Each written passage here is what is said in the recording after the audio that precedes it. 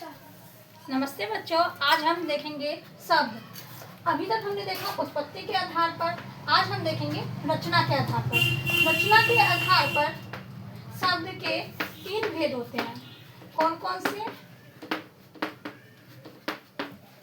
एक हमारा होता है रूढ़ शब्द, दूसरा होता है हमारा यौगिक शब्द और तीसरा होता है हमारा योग रूढ़ शब्द।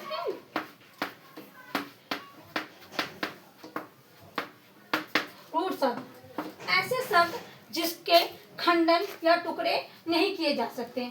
जैसे कि अगर हम इसके टुकड़े करेंगे तो ये इसका कोई अर्थ नहीं निकलेगा, ये अपने आप में ही पूर्ण होते हैं। जैसे कि मैंने बोला जल, अब जल में ना तो ज का अर्थ निकलता है ना ल का, तो दोनों जब मिलके बनते हैं तो जल बनता है। ऐसे शब्द जिनका अपना स्वतंत्र वर्ण से कोई अर्थ ना निकले, ऐसे शब्द रूढ़ शब्द कहलाते हैं। दूसरा हमारा होता है यौगिक शब्द, ऐसे शब्द जो दो सार्थक, 2 या उससे अधिक खंड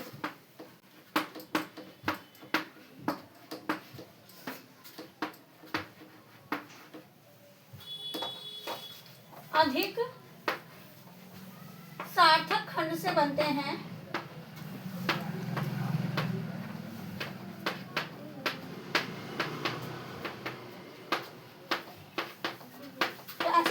यौगिक शब्द कहलाते हैं। जैसे कि अगर हम देखते हैं सहपाठी, सहपाठी में अगर हम सह और पाठी को अलग अलग करते हैं तो सह का अर्थ हो सकता है साथ और पाठी पढ़ने वाला, तो सहपाठी हो सकता है। तो ऐसे शब्द जो 2 या अधिक सार्थक शब्दों से बनते हैं, जैसे कि विद्यार्थी, विद्यार्थी मतलब जो विद्या ग्रहण करने वाला हो।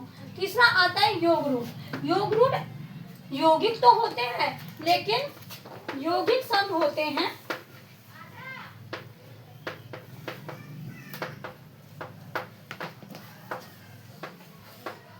लेकिन इनका एक विशेष अर्थ निकलता है। जैसे कि आप देखेंगे दशानन, तो दशानन जब हम सुनते हैं तो उससे आपको क्या लगता है? जैसे कि दशानन किसके लिए यूज किया जाता है? रावण के लिए।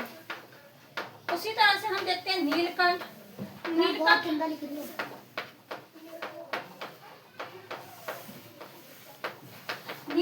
जैसे कि शिव, नीला है जिसका कंठ अर्थात शिव। लंबोदर गणेश जी के लिए प्रयोग किया जाता है। तो हम उसके टुकड़े करेंगे लेकिन जब वो दोनों मिलके आएंगे तो उनका अलग ही अर्थ आता है। तो रूढ़ जिसके खंडन नहीं किए जा सकते, यौगिक जिनके 2 या 3 खंड शब्द मिलके बनते हैं और अगर उनके खंड भी करते हैं तो उनका अर्थ अलग अलग निकलता है। और योग रूप यौगिक शब्द ही होते हैं लेकिन अर्थ विशेष देते हैं।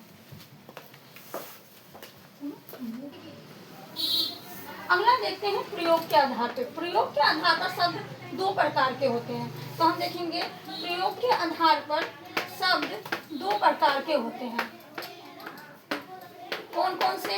एक होता है हमारा विकारी और अविकारी। अब विकारी शब्द किसे कहते हैं और अविकारी शब्द किसे कहते हैं हम ये देखेंगे। विकारी शब्द ऐसे शब्द होते हैं जिसके अंदर लिंग, वचन, कारक, क्रिया के कारण परिवर्तन होते हैं। ऐसे शब्द हमारे कौन कौन से हैं? ऐसे शब्द होते हैं हमारे संज्ञा, सर्वनाम, विशेषण आदि ऐसे शब्द होते हैं।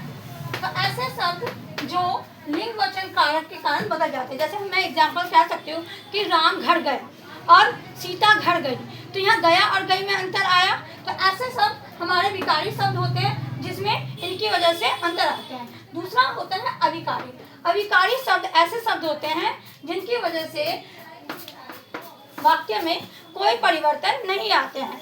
ये शब्द होते हैं जैसे क्रिया विशेषण हो गया, समुच्चय बोधक हो गया, विस्मयादि बोधक हो गया। तो ऐसे में कोई परिवर्तन नहीं आता है। जैसे हम देखेंगे क्रिया विशेषण, अगर किसी ने बोला कि राम धीरे धीरे चलता है, तो क्या आप इसमें कुछ भी अगर इसको चेंज करते हैं तो आप ये भी बोल सकते हैं कि सीता धीरे धीरे चलती है। ठीक है, अगर आप कहते हैं विस्मयादि बोधक का कोई एग्जाम्पल ले लो कि अरे वो कहाँ जा रहा है, तो अगर वो लड़की भी है तो आप यही बोलोगे ना, अरे वो कहाँ जा रही है। तो अरे वर्ड जो शब्द है वो नहीं बदल रहा है। तो ऐसे शब्द अविकारी शब्द होते हैं जिनका लिंग परिवर्तन से भी कोई मतलब कोई अंतर नहीं दिखता है या कोई चेंजेस नहीं आते हैं। धन्यवाद।